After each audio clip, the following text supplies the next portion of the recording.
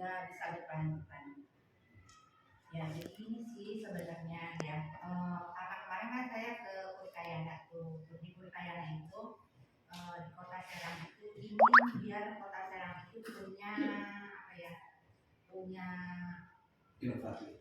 Iya, punya terinovasi, sangat terinovasi seperti tahun 2022 gitu. Tahun 2023 itu kan tidak ada inovasi. Nah, makanya ingin mencuat lagi untuk lebih terinovasi, sangat terinovasi. Nah, itu yang di Purkayana itu sangat relate sekali dengan pembelajaran PDKTP ini ya, berkaitan juga dengan pembelajaran PDKTP. Jadi karena ada tahun saya juga calon guru penggerak yang memang kurang kreatif dan kurang inovatif. Dan saya itu tidak kreatif, tidak inovatif, makanya lewat diskusi ini mudah-mudahan kita bisa melahirkan ide pemikiran yang bersama-sama. Kira-kira apa sih yang bisa dikembangkan di aspek yang ada di sekitar kita, baik itu di sekolah ataupun di sekitar sekolah. Kira-kira apa yang bisa kita manfaatkan biar pembelajaran ke peserta didik itu lebih nyaman di peserta didiknya, kita juga sebagai gurunya bisa bahagia ya. Jadi terutama kita akan bicarakan tentang ini, pengelolaan sekolah berbasis ASES. Jadi satuan pendidikan sebagai komunitas di kita ya, punya hak untuk mengatur, melaksanakan, mengawasi kegiatan pendidikan agar efisiensi dan efektivitas penyelenggaraan pendidikan dapat tercapai seperti yang dibicarakan dalam standar pengelolaan pendidikan untuk dapat menyelenggarakan pendidikan secara efektif dan efisien. Tentu membutuhkan peran kita semuanya sebagai warga sekolah ya, bukan hanya kita aja dulunya, tapi juga semua aktivitas yang ada di sekolah, baik itu muridnya, orang tua muridnya ya. Jadi apa sih kira-kira yang bisa kita kelola nih biar sekolah kita itu bisa melakukan pendekatan berbasis aset yang lebih efisien dan efektif. Dan apa yang dikembangkan? Kita punya aset apa aja, sumber daya apa aja? Sumber dayanya misalnya apa? Kreatif dari olahraga atau dari apa saja? Atau dari lingkungan sekolah, jadi sumber daya berpeluang gitu. Jadi yang kita mau tekankan di sini, baiknya kita itu merubah mindset kita, di mana kita bisa berpikiran sekarang bukan apa saya punya masalah apa gitu, tapi lebih ke saya punya apa, sumber daya apa yang bisa saya manfaatkan untuk melakukan sesuatu agar lebih bisa mengatasi masalah yang ada di sekolah ini. Jadi jangan lagi berpikir apa masalahnya, nah, tapi kita punya apa agar bisa dimanfaatkan ya, syukur-syukur untuk mengatasi berbagai masalah. Tapi kalaupun tidak, setidaknya kita punya satu sumber daya yang bisa kita manfaatkan, apa itu untuk kemajuan kita sendiri dan berkelanjutan. Dan semuanya itu tidak ada keterpaksaan di dalamnya, dengan sukarela, dengan senang hati bisa berdampak kepada muridnya. Jadi ini yang ingin sedikit saya berikan insight ya untuk perbedaan pendekatan berbasis masalah dan pendekatan berbasis aset. Kalau berbasis masalah berarti kita tuh selalu memikirkan strategi apa untuk menghadapi masalahnya. Dan itu juga nanti kita akan berpikir, saya kan nggak punya biayanya tuh, ya, kita nggak punya prasarananya, kita nggak punya sarananya, sulit kan? Nah, pesannya nanti akan pesimis, putus asa, ya kita kan tidak usah lakukan apa-apa jadinya, gitu. Ya, beda kalau kita merubah mindset kita, kira-kira apa nih, kita punya peluang apa? Ya, aset apa sih yang kita bisa kembangkan, kita bisa manfaatkan, sumber daya seperti apa? Nah, mindset seperti itu nanti akan memberikan kita kemandirian. Kita juga bisa dengan memanfaatkan apa yang ada di kita sendiri atau di lingkungan sekitar. Ya, jadi ini pendekatan yang mudah-mudahan bisa melahirkan optimis mindset ya untuk kita semua. Oke Bapak Ibu, kita mulai ubah mindsetnya ya. Mau Bapak? Mau. Berubah. Jadi tidak ada yang tidak mungkin. Kita bisa melakukan. Kita bisa kalau kita bersama. Nah, ini sedikit gambaran untuk potensi yang bisa kita kelola di SD 16 nih. Lihat dari manusianya dulu. Manusianya ada siapa nih di SD 16? Gurunya, murid, orang tua murid atau masyarakat di sekitarnya. Kita lihat dulu dari guru. Gurunya mau udah oke Pak. Ya, udah oke.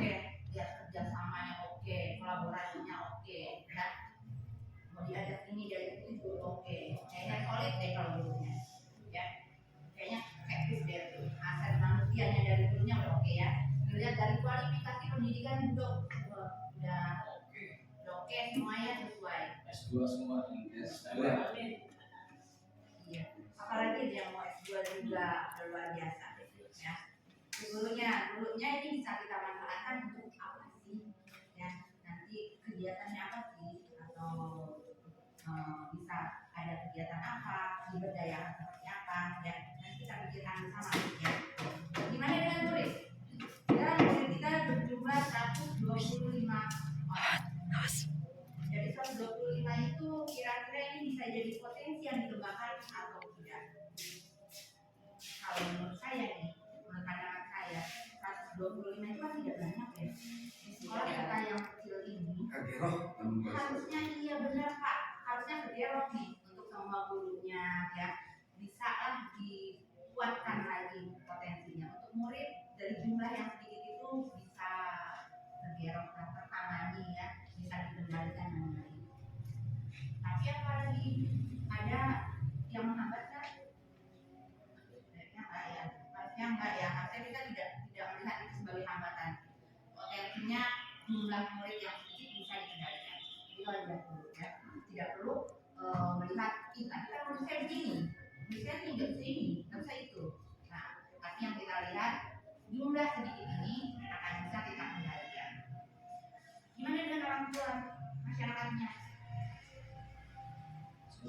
Orang tua banyak dukungan sejujurnya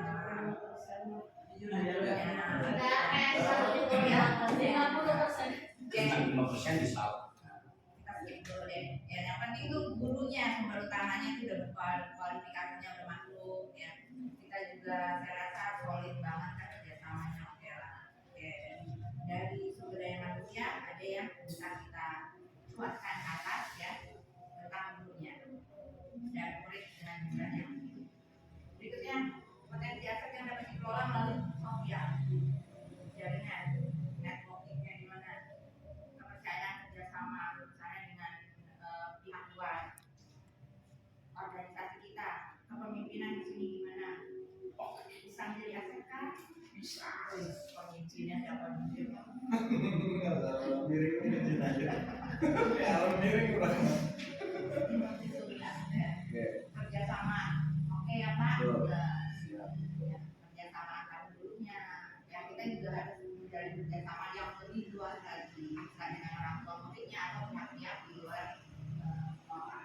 Saling percaya, ini harus ada timbul saling percaya baik dari pihak luar kepada SDN Serang 16 dan saling memiliki masa depan yang sama. Jadi kita punya tujuan, kita ini sebagai guru ya, terutama kita gurunya, kita punya masa depan yang sama, tujuan yang sama. Kita mau apa sih di SDN 16 ini? Seperti apa sih sekolahnya? Adakah sosialnya udah bagus kan? Kita bisa kembangkan Kita contoh yang kemarin aja kayaknya pembangunan WC dari sosial yang dari luar juga kan itu ya. Berarti kan bagus. Dan kita manfaatkan lagi ke depan seperti itu. Jadi, cari lagi gitu. Mudah-mudahan bisa ada yang lebih.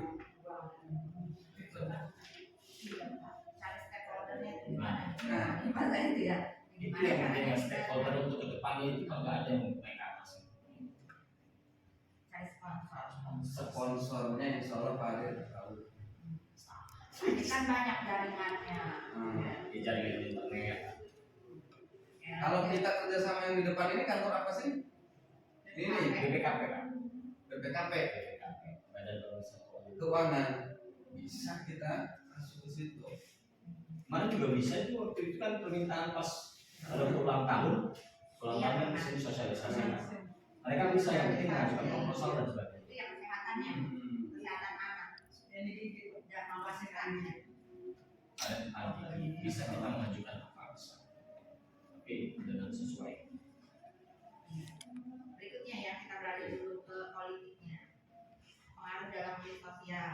Nah ini juga berkaitan dengan kebijakan-kebijakan ya Pak, baik itu terutama di dinas. Nah, misalkan kita mengambil manfaat dari kebijakan-kebijakan yang ada di dinas, kekuasaan struktural dan sebagainya, ya, agar meningkatkan kualitas pembelajaran. Terutama kita tahu nih keadaan sekolah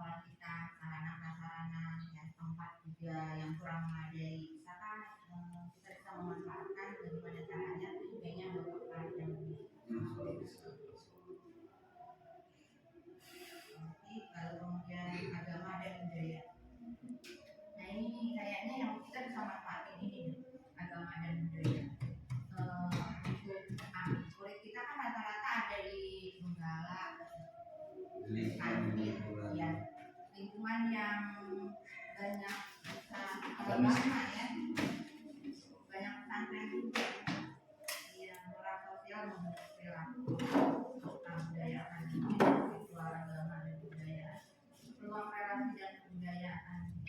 Jadi kayaknya mungkinkah kita punya kegiatan atau setidaknya posisi kontrol kita kepada murid kita biar mereka itu punya kegiatan yang positif di rumahnya masing-masing, tapi punya dampak di sekolah. Dan itu bisa membuat menjadi perilaku yang moral yang baik untuk anak-anak. Kira-kira hubungannya gimana? Misalnya kalau mereka suka ngaji di luar sana, murid-murid kita bisa kita kembangkan di sini. Minimal kita data ya, berapa orang sih yang pergi mengaji di rumahnya masing-masing. Ya. Jadi ada sesuatu yang mungkin bisa kita hadirkan di sini. Misalnya lulus SD 16 harus tamat 30. Itu kalau 37 siapa? Ini mah sama lah gitu. Iya, kayak gitu.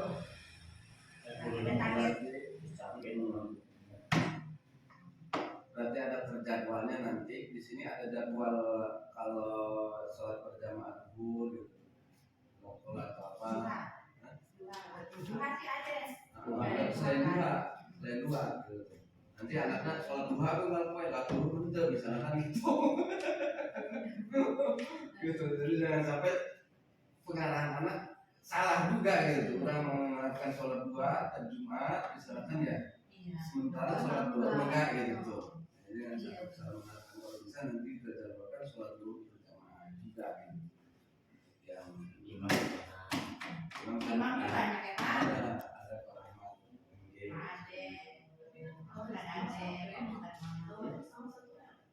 Iya, jam segini kan udah Jam 12. jam segini jadwal mungkin ya di kelas tinggi lah gitu kan. Kelas tinggi kita minimal dengan wali kelasnya gitu. Ya, karena memang ada pembimbingnya gitu. ini sih kayaknya potensi yang kita bisa kembangkan ya Pak ya. Ya kalau kita melihat anak-anak ya bukannya kita tinggi tapi memang kurang ya. Kayaknya dari moral sosial membentuk perilaku ini bisa kita agamis. Jadi nanti ada kesannya oh SD 16 itu agamis. Ya, bisa. Lulus SD 16 hafal 30 target kita. Kita bayangin aja dulu yang bagus-bagus. Mari kita bermimpi bersama. Ya. Ya, kita gali mimpi dulu. Ya. Kita bayangkan kita punya murid yang agamis, yang ngaji. Mungkin kita ngajinya. Sebelum kegiatan pembelajaran tiap pagi itu kita jadwal Senin, Selasa, Rabu sampai Sabtu itu pertama masuk itu harus apa? Senin mau ngapain di Senin? Pertama masuk. Suratnya ada Surat atau apa gitu. Atau hari Selasanya nanti kalau mau agama jadi sebelum mulai pembelajaran tuh paginya ya dijadwal sampai hari Sabtu apa saja suratnya jadi berlanjut gitu ya Pak. Tuh. Iya. Jadi di kelas aja anak-anak pada bawa Quran, nanti dari kantor ibu guru asli nanti sambil ngaji sambil mereka ikutin Iya. Ya. Tuh. Dan itu nanti bisa untuk kegiatan apa namanya? Kalau kita 5 tahun nanti akreditasi kan harus ada foto-foto segala macam kegiatan anak kita. Anak sedang menghafal, anak sedang sholat berjamaah dan sebagainya ada itu. Jadi nanti dibuat jadwal. Mudah-mudahan dengan ritual agama ini kita bisa menunjukkan tadi ya sumber daya alam kita, sumber daya di SD 16. Kemudian dari situ kita mulai. Kita tampung Pak ya. Jadi ada target kegiatan di bagian konsep agama dan budaya. Ya, nah kemudian dari bangunan dan infrastruktur. Yang mudah-mudahan kita bisa tingkatkan yang Mudah-mudahan lagi merger gitu. Sebenarnya mah merger nggak masalah. Artinya ketika kita dibangun sebuah sekolahan itu kepadanya tingkatkan, lagi merger kan tinggal membuka yang terbang, gitu kan ya seandainya. Mudah-mudahan saya juga mau berdidik gitu kan ya, mau konsultasi dengan sampah kelasnya gitu, dan Pak Kadisnya juga, karena kita harus sering ke Pak Kadis juga gitu ya. Saya bingung pagi, harus pagi Pak Kadis itu, berarti saya harus standby pagi di dinding menemui Pak Kadis itu harus pagi gitu. Terus bukan enggak gitu. Jadi Bisa yang mengerikan mah itu Pak kelas 3. ya. Tapi Kelas kalau 3 itu lembab gitu. Kalau untuk gedungnya mah enggak, cuma dari ininya aja Pak, apa namanya jendela Pak. jendela sama sensinya. Jendela sebatas itu udah lembab karena itu bangunan dulu Pak. Jadi bangunan dulu kan lembab. Kalau seandainya berpikir ya ditembok dulu atau apa kan kemarin juga. Kalau udah dibagusin sebetulnya bagus. Kalau yang lebih rawan ini yang dua kali Ini nih ya. yang nunggu Ini ya Pak. di iman dan takwa ini di sini. Tapi kalau memang tadinya bolong Pak. Kalau dilihat saya Kalau memang- Kalau lihat dari sana bolong sih Bapak. ini bahaya Pak sebetulnya Pak. Cuma paku bantennya masih bagus Pak, masih jadi masih kuat. Yang bagus di sana bagus lebih bagus dibandingkan ini. Itu bangunan baru, ini bangunan lama. Gedungnya Patrimanam baru, itu juga sama bagus, cuma kalau untuk atap masih kuat. Ini yang lebih parah ini. Karena kualitas dari balonnya itu sendiri Pak yang kurang kalau ini. Sama mah udah insya Allah 10 tahun masih bisa. yang itu yang masih jangan bocor. Itu mah bocor bukan dari apa-apa sawer dari itu kan ada apa namanya toilet itu dia begitu tuh bocorannya jadi langsung ke sini, jadi bikin hancur jendela tuh nggak pakai talang dianya. Iya, jadi harusnya ditembok. Kalau ditembok mah jendelanya itu semua full, itu akan bagus. Gitu. Kalau ditembok nggak akan jelek seperti itu. Kelas 2 sama kelas 3 Pak. Itu kalau udah ditembok air, nggak mungkin ada air masuk ke sini karena itu kocoran tuh begitu SMP itu. Jadi dia nggak pakai talang. Kalau pakai talang dia pasti munculnya lain. Ukuran biaya temboknya seberapa? Diperkirakan ukuran biaya. Kalau dipikiran ya misalnya mobil berlompat atau rumah gitu. itu kalau dihitung ke bata itu ya sekitar kalau 500 mah nggak cukup Pak. Kayaknya hampir 1000 lebih itu. Berarti ditutup ke jendela itu. Ditutup aja jendela Pak, di tembok. Tembok jadi udah. Karena apa? Di sana juga. Tapi untuk hawa angin bisa dari sini kan? Bisa Pak. Itu kecium bau ininya Pak, macam-macam nanti kalau udah siap. Air berapa lubang ini Pak? 3 Pak. Biji, 3 berarti 6 dengan sana. biji 2 tilu tadi Iya. kan? Berarti satu lubang dia 500. Karena jendelanya jendela lama itu Pak, waktu saya sekolah itu jendela itu Pak. Yang di depan juga sama. Jendela. Itu termasuk kayak ringan apa berat ya? Berat. Pak.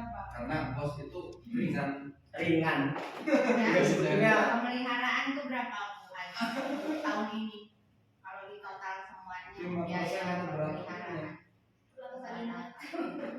Kayak sedikit ya, sedikit pemeliharaan Iya. di tahun ini. iya karena itu kan pemeliharaan untuk yang ringan Pak. Contoh yang bolong gitu. Nambah tembok yang kecil. Kalau itu mah berat Pak. Sekitar 10 juta mah masih bisa di. Nah, Tapi itu udah hancur ya depannya hancurnya. Nanti tolong dipoto ya. Iya. tapi yang penting mah ini ada atasnya itu nggak bocor. Asal nggak bocor lucu. Ih, Muhammad Bocornya kan bolong. kelas 3 bocor. Dari sana. Bocor juga dari sawer dari sana lucu. Itu kalau ditembok ditutup nggak akan sawer. Saya waktu itu apa pembuat yang buatan yang sana itu yang dibuat sambungan. Jadi saya udah bilang sama pemborongnya itu Pak, Bah, tolong ininya ditutup pakai tembok ya. Iya. Cuma harus gitu doang Pak. Pemborong kan nggak mau rugi Pak, walaupun sekian bata juga dia nggak mau rugi. Dan cuma seberapa ratus ribu, 500, Artinya 500 bocor bukan dari kenceng ya. dari jendela yang itu segitiga Pak. Jadi sawer. Kaget itu di mana? Bagus. Jadi perubahan kebiasaan. Jadi asmalnya ini. Setiap pagi kita beberapa menit ngaji dulu bareng-bareng, satu mimpin di dalam. Iya, asli Yang lainnya. di dalam kelas aja yang Ya yang lainnya di dalam kelas, yang ininya di apa yang ibu gurunya atau siswa sendiri bisa kayak SMP 2 kan gitu, yang ngaji anak sendiri terus di kelas-kelas pada ngaji sama suratnya gitu. Tapi Nggak kalau beda. kayak itu kan apa ya rentan bacaan anak kelas 1, 2, 3 bagaimana itu masih beda. Beda. Masa kita anak-anak kelas 1 suruh al-Usyah kan gak mungkin. Dan disesuaikan dengan Terus kan gak mungkin 4, 5, 6 terus-terusan surat-surat pendek kayak Jadi gimana? Bertahap. Sebenarnya gimana apa perasaan setelah kita diskusikan bersama Bapak Ibu ya, kira-kira aset mana nih yang akan kita maksimalkan kemanfaatannya. Ya, jadi yang sudah kita bicarakan tadi ada 2 aspek ya, yang bagian manusia ya, guru, ibu kita nih kita semua kolaborasi ya. Kita sangat bekerja sama ya, kita juga mempunyai kualifikasi yang baik juga ya, sesuai dengan jenjang pendidikan yang ada di sekolah dasar ini. Dan yang kedua tentang agama dan kebudayaan. Ya, tadi kita sudah punya target gimana caranya kita menjadikan lingkungan kita ini lebih agamis ya. Dan kita punya target untuk SDN Serang 16 punya lulusan yang hafal juz 30. Oke, sepertinya itu ya Bapak dan Ibu. Jadi saya rasa nanti kita semua semangat ya. Semangat. Semangat aja lah. Iya, oke. Kembali lagi ke Baik, adab yang kita tadinya. siap kerjakan, kita buat programnya, insya Allah bisa berjalan dengan baik untuk sekolah kita bersama. Selesai, terima kasih untuk hari ini. Boleh tambahan sedikit? Boleh dong. Kemarin kan saya telepon sama yang itu yang rumah cerdas itu. Kemarin kan saya minta karena kita ada beberapa orang yang belum tes EQ.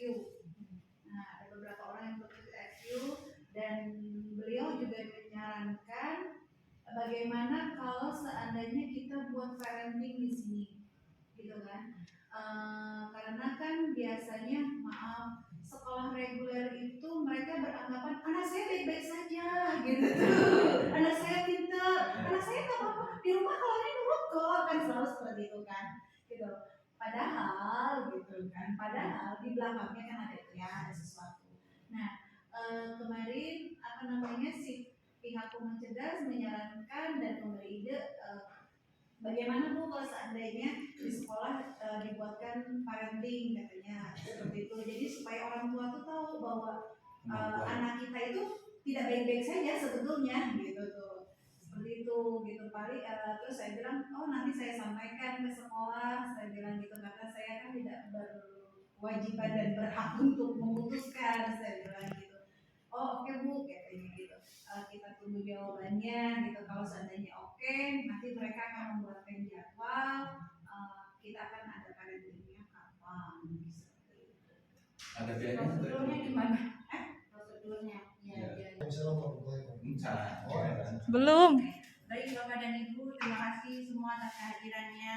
Mohon maaf sudah mengganggu. Insya Allah program yang akan kita jalankan berjalan lancar ya. Amin. Ya, terima kasih. Saya akhiri untuk hari ini. Wabillahi taufiq wal hidayah. Wassalamualaikum warahmatullahi wabarakatuh. Waalaikumsalam. Target itu di mana?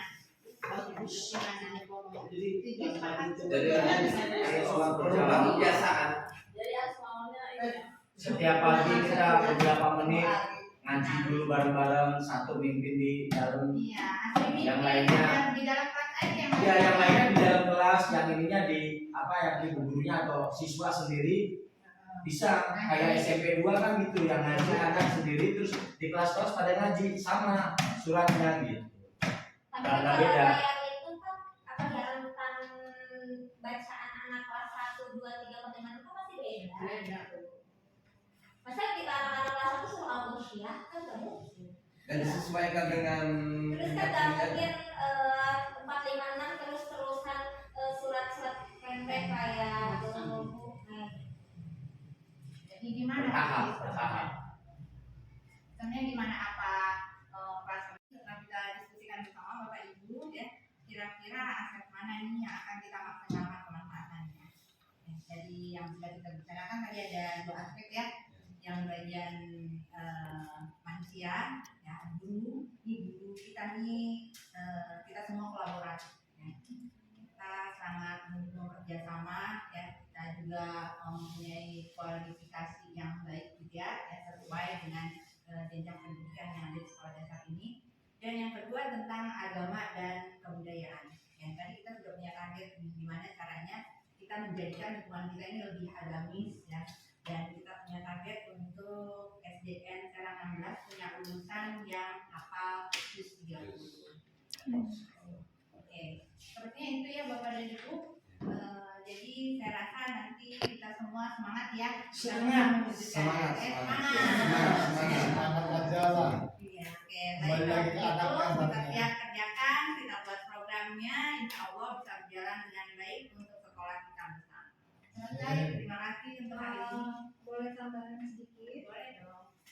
Kemarin kan saya telepon sama yang itu yang rumah cerdas itu. Kemarin kan saya minta karena kita ada beberapa orang yang belum tes EQ. Nah, ada beberapa orang yang belum tes EQ dan beliau juga menyarankan bagaimana kalau seandainya kita buat parenting di sini, gitu kan? Karena kan biasanya maaf sekolah reguler itu mereka beranggapan anak saya baik-baik saja gitu tuh, anak saya pintar, anak saya nggak apa-apa di rumah kalau ini nurut kok, kan selalu seperti itu kan, gitu. Padahal gitu kan, padahal di belakangnya kan ada itu ya, ada sesuatu. Nah kemarin apa namanya si pihak rumah cerdas menyarankan dan memberi ide bagaimana Bu kalau seandainya di sekolah dibuatkan parenting katanya seperti itu. Jadi supaya orang tua tuh tahu bahwa anak kita itu tidak baik-baik saja sebetulnya gitu tuh. Seperti itu gitu paling terus saya bilang oh nanti saya sampaikan ke sekolah, saya bilang gitu karena saya kan tidak berkewajiban dan berhak untuk memutuskan, saya bilang gitu. Oh oke Bu katanya gitu. Kita tunggu jawabannya gitu. Kalau seandainya oke, nanti mereka akan membuatkan jadwal. Kita akan ada parentingnya kapan? Ada biayanya Prosedurnya gimana? Prosedurnya? Iya. Bisa lompat mulai. Belum. Baik Bapak dan Ibu, terima kasih semua atas kehadirannya. Mohon maaf sudah mengganggu. Insya Allah program yang akan kita jalankan berjalan lancar ya. Amin. Amin.